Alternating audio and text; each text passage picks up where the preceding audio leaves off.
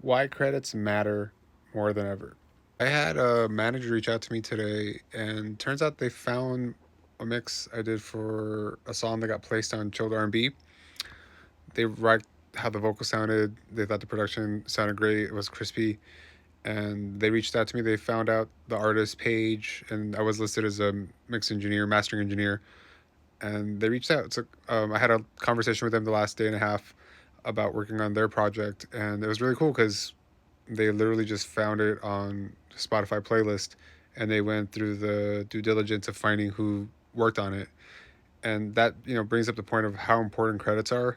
I spend a lot of time making sure the credits that I have are actually appropriately given to me. You have to go on some sites and you have to request it. If labels and managers don't actually submit them when they're uploading to distro, or they turn in sheets. So it's super important. And this is just one of many instances where, you know, people knowing that you're behind the work really matters. And,